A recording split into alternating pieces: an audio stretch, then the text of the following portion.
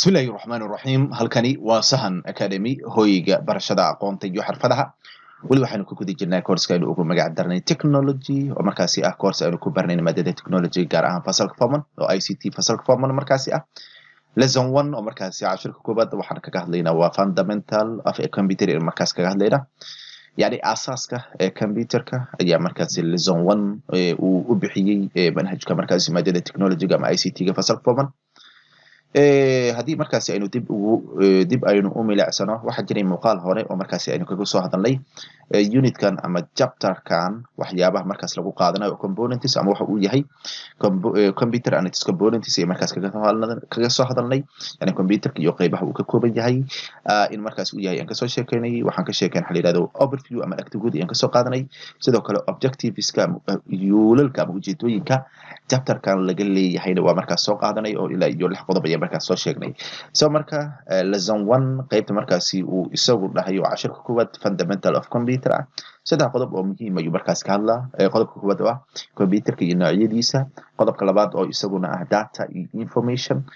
farqiga u dhaxeeya iyo comparing labadoodii uu ku sameynayo qodobka saddexaad oo ah waxyaabaha ama use of computer waxyaabaha markaasi computerka loo isticmaalo marka lesson 1 maadaama isaga uu dhahay waa 1.1 oo hadda wuxuu kaga hadlaa computerka wuxuu yahay noocyadiisa 1.2 oo cashirka koobaad yani qaybtiisii markaas labaad wuxuu kaga hadlaa maxay waxa loo yaqaano wuxuu kaga hadlaa maxay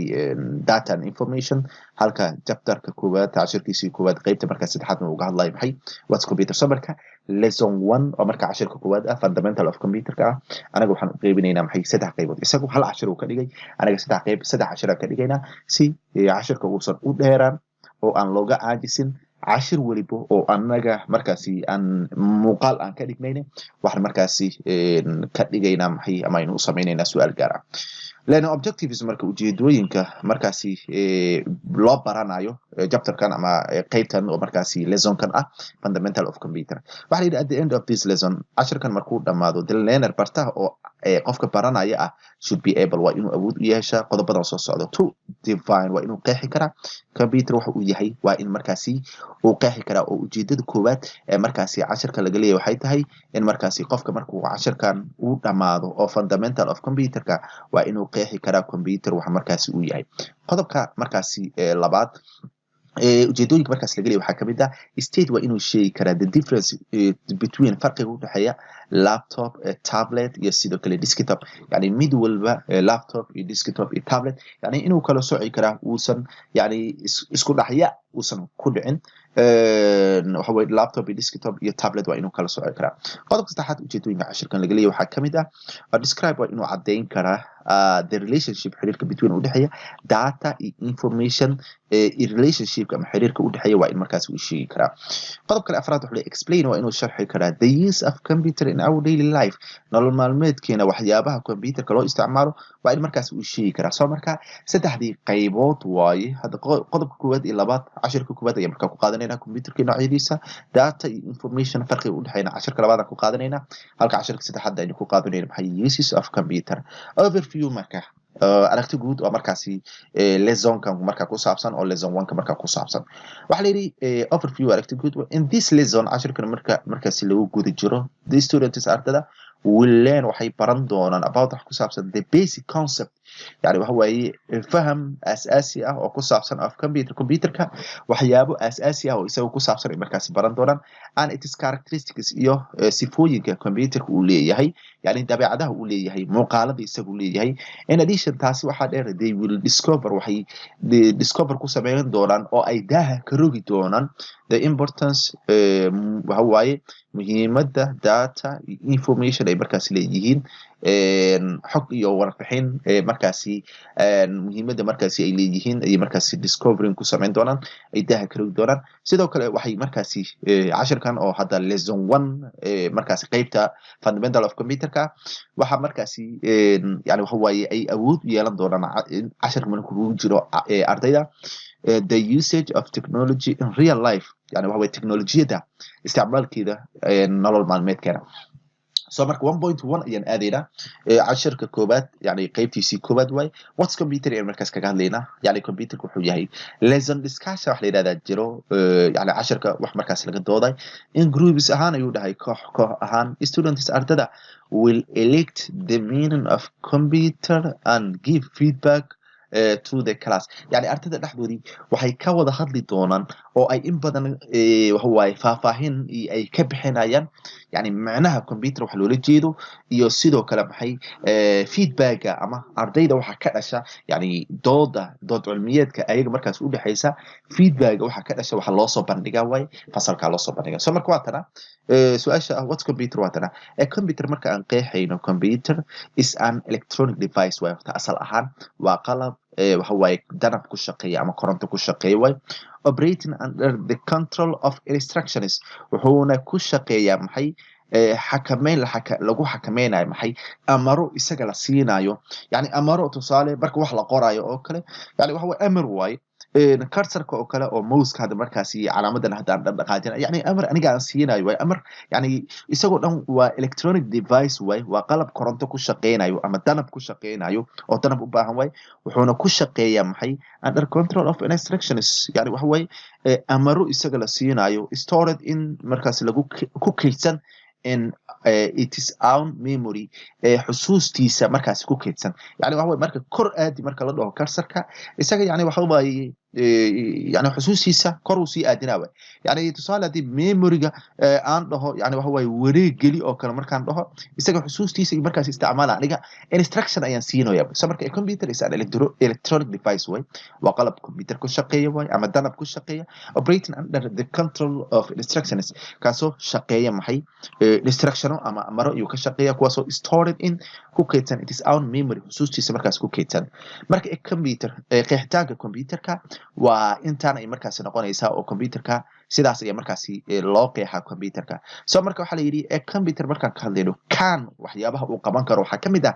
accept wuxuu aqbali karaa data xog yani input isaga markaasi lagu shubo waxa way uu aqbali karaa yani wax in lagu qoro wax in la qoro yani wax baa computerka lagu shubaa so marka accepting data iyo markaas sameeyo marka computerka wax lagu shubayo tusaale flash inaad geliso flashka wax ku jiro aad computerka kusoo shubto so marka computerka wuxuu sameeyaa maxay accepting wuxuu aqbala datada aad ku shubaysid ayuu markaasi aqbalaba so marka datadaasi wax way input iyo markaas la sameeyo wax baa lagu shubaba qodobka labaad computerka waxyaabaha uu awood u leeyahay waxaa kamid ah isaga process wuxuu ka shaqeysiyaa datada xogta lagu shubay ayuu markaasi ka shaqeysiyaa according to isagoo raacay maxay specified rules sharciyo markaasi gaar ah isagoo raacayo xogtii lagu shubay iyo markaasi ka shaqeysiyo way muuqaal haduu yahay muuqaalkii oo dhaqdhaqaaqa iyo soo muujiya qoraal haduu yahay qoraalkii oo markaasi muuqdo sawir haduu yahay uu soo muujiya way soo marka processing iyo ku shaqeeya way يعني wuu ka shaqeysiyaa asal ahaan yani shay waliba waxa markaasi isaga loogu talagalay ayuu kaga shaqeysiyaa hadii video uu yahay yani qayb gaar ah ama shay gaar ah oo markaas uu ku soo baxay iyo markaas jirto qodobka markaas saddexaad computerka shaqooyinka uu qabto waxa kamid ah produce wuxuu soo saaraa information warbixin uu soo bandhiga hadirtan buugi oo markaasi manhajka maadada technology fasalka forman iyo markaasi yani wax way output ayuu markaas sameeyay uu soo bandhigay produce uu sameeyay output yani uu soo bandhigay so marka inta uusan soo bandhigin asal ahaan buuga waxa lagu sameeyay maxay waa lagu shubay asal ahaan yani waxa waaye waa lagu shubay oo wax la sameeyay input iyo markaas la sameeyay marka lagu shubay kadibna yani waxa waaye xogta oo buuga ah marka lagu shubay kadibna yani waxa la sameeyay yani processing waa markaas laga shaqeysiiyay oo waxa computerka ku jira way process ama shay markaas ka shaqeysiinayo waxa inputka lagu sameeyay ama lagu shubay oo markaas ah buuga maadada technology-ga ee fasalka form 1 ah after that marka lagu shubay kadib waxa markaasi la sameeyay maxay wax la soo saaray xogtii oo markaasi inaga inoo muuqato qodobka markaasi afraad waxyaabaha computerka uu qabto waxa kamid ah store wuxuu kaydiyaa the information warbixinta waa uu kaydiyaa hadeertana calaamadeyntan aan u sameeyay waa markaas kaydiyaa sababtuna waxay tahay for future use mustaqbalka loo isticmaalo tusaale ahaan hadii markaas dib aan u eegno yani muuqaalkan waxa ka horeeyay muuqaalkan iyo markaas ka horeeyay ama muuqaalkii hore yani waxa weey waxaan oo dhan oo xariijimaha ah waa markaas isaga uu kaydiyay sababtuna waxay tahay si mustaqbalka loo isticmaalo marka bishan waxaan kaga soo gudubnay laba qodob oo qodobka koowaad waxaan ku soo qaadanay maxay computerka waxyaabaha isaga uu yahay qodobka labaad waxaan ku soo qaadanay computerka waxyaabaha isaga markaas uu qabanayana qodobka labaad ee markaa kusoo qaadanay afar qodob ayaan markaas soo sheegnay one of popular category mid kamid ah waxa waaye kooxaha ugu badan computerka waxa waaye yani kooxaha marka computerka la kala qaybinayo dhowr mar la qaybiya mid kamid ah yani kooxaha loo kala qaybiyo oo inta badan la isticmaalo waxa la yiraahdaa personal computer ee marka la yiraahdaa inta badan waxa markaasi loo soo gaabiya oo computerka yani waxa waaye hataa uu u qaadana xarfaha ah PC ahaan ay markaas soo qaadan personal computer yani computer shakhsiyeed way personal computer marka shortnet the acronym wax markaasi gaaban yani loo adeegsada PC markaas la adeegsada way marka personal computer is a computer way waa computer that can perform kaasoo qaban kara all the activities ama all its activities amaan hawlihiisa oo computer waliba hawsha uu qabto personal computer uu qabtaa way include waxa kamid ah inputting in wax lagu shubo processing in wax laga shaqeysiyo outputting in markaasi xog markaasi la soo bandhigo and storing markaasi in la kaydiyo by itself nafsad ahaantiisa and intended to be used sidoo kale in markaasi uu isticmaalo يعني ay u goolaat inuu isticmaalo by one person hal shakhsi at a time yani waqti yani mustaqbalka inuu isticmaalo yani xogtii input lagu sameeyay after that processing laga shaqeysiyay kadibna output la soo bandhigay lana kaydiyay si mustaqbalka loo isticmaalo qofka yani waxa waaye waqtiyada kamid ah si markaas uu isticmaalo tani marka waxa lagu qeexaa waa personal computer most personal computers inta badan computerada gaarka ah also can communicate sidoo kale waxay isku xiri karaan with other computers computer kale ay markaas ku xirmi karaan way and devices iyo qalabyo kale oo mobile ay ku xirmi karaan oo computer kale oo meel kale yaala ay yani waxa waaye la sheekaysiya iyo markaas lagu sameyn karaa way types of personal computers marka noocyada computer markaas gaarka loo leeyahay hada personal computers way personal computers sida loo qeybiyo laptops waxa waaye computerada markaas yar yar way tablets waxa waaye mobile kan uu ka been yahay laptop kan uu ka yar yahay desktop waxa waaye computer markaas waaweyn way so marka page 1 way marka meeshan waxaan kaga baxnay maxay computerku wuxuu yahay computerku waxyaabaha uu qabto PC maxaa la yiraahdaa personal computer maxaa la yiraahdaa sidoo kale waxa waaye computerada yani oo personal computerka meeqa markaas loo qeybiya page 1 waan ku gudubnay ama page 2 waan ku gudubnay page 3 ee markaas aadayna laptops iyo tabletska ila personal computerka waxaan dhahnay waxa loo qeybiyaa saddex qaybood laptops iyo tabletska are sometimes called marka qaar waxa la isku dhahaa mobile computers ee markaas la isku dhahaa laptopyada iyo sidoo kale laptopyada oo kuwani oo kale ay tusaale u yihiin iyo tabletka labadan oo kale waxa markaasi labadoodii markaasi la isku dhahaa maxay labadood waxa la isku dhahaa maxay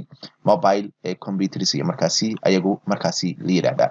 so marka waxa la yiri mobile computer marka aan leenahay is a portable personal computer way computer shakhsiyeed oo portable ah oo yani waxa way la qaadan karo way which can be user waa kanabo which a user kaasoo markaasi qofka isticmaala ah hakari uu qaadi karo يعني computer kaas way from place ayuu ka qaadi karaa mail to place ayuu geyn karaa mail kale easily si fudud ayuu mail uga qaadi karaa mail kale ayuu markaasi geyn karaa so marka computerada si fudud mail looga qaadi karo mail kalena la geyn karo waxa ayaga markaas la yiraahdaa mobile computers iyo markaas la yiraahdaa user marka isticmaalaha markaan leenahay computer qofka isticmaalayo is anyone way waa qof waliba uu interactive ka soo la falgalayo with a computer qof waliba computer wax ku qorayo user aan leenahay ama mobile device ila mobile device ka mobilada waxay kamid yihiin computerka nooc kamid ay markaasi ay kamid yihiin or mise utilizes ka faa'iideysanayo the information warbixinta it generates isaga markaas ka dhalanayo computerka waxyaabaha ka dhalanayo markaas ka faa'iideysanayo waxaan dhahnay personal computerka saddex loo qeybiyaa waxay kala ahaayeen desktop laptop iyo sidoo kale tablet so marka desktopka waa markaasi qaybtan midka markaasi nooga muuqdo way desktopka waa qaybtan kan waxa loo yaqaan desktop kanina waxa markaasi loo yaqaan waa tab waxa waaye waxa loo yaqaan laptop way oo computerada shakhsiga inta badan kar iyo markaas la adeegsada walow computerada xafiisyada yaala ay yihiin kuwan markaasi ay yihiin kanina wuxuu yahay maxay tablet way tablet yani waxa waaye waa inta badan keyboardka ma lahan laakiin shaashada waxay isugu ekaan karaan laptopka markaasi ayagu isugu ekaan karaan so marka what's computer qaybtaas ayaan kaga gudubnay marka activity ayuu keenay which type of a computer oo marka oo personal computer uu ula jeedaa computer guud ahaan ma ahan laptop tablet iyo desktop is the best midka ayaa markaas ugu fiican ayuu dhahay so marka hadba qofka wuxuu isticmaalayo ay markaas ku xiran tahay shayga yani qofku uu isticmaalayo markaas ku xiran tahay marka waxaan filayaa markii casharkan si fiican loo fahmay oo what's computer ahayd in markaas wax badan laga fahmay markaas rajayna markana waxaan aadaynaa exercise oo markaasi ah weydiimo su'aalo oo exercise bookaaga ayaad markaas ku qoranaysaa way lesson 1 cashirka koowaad ee exercisekiisa wuxuu leeyahay 4 su'aal iyo markaas ka timid su'aasha koowaad waxay markaas leedahay define waxaad qeexdaa computer waxa la yiraahdo computer waxa la yiraahdaa su'aasha labaad waxa la yiri what computers do computerada maxay qabtaan asal ahaan 4 shaqo waa soo sheegnay waa inay wax ku shubaan inay markaas ka shaqeysiyaan wixii lagu shubay sidoo kale inay markaas soo bandhigaan sidoo kale inay kaydiyaan soo marka computerada waxay qabtaan qodobka kale ama su'aasha saddexaad waxay leedahay what personal computer oo PC markaas loo soo gaab performance ma qabtaa PC gaar ahaan muxuu qabtaa there are waxa jira 3 types saddex nooc oo personal computers ah what are they maxay kala yihiin saddexda nooc ee computerka gaar ahaan PC ga ama personal computers markaas jirta waxaan filayaa markaan casharkan si fiican loo fahmay intaan ku soo gabagabeynayna casharkan intaan ku kulmi doono casharka xigana waxaan idinkaga tegaynaa sidaa nabadiino wassalaamu calaykum waraxmatullaahi wabarakaatuh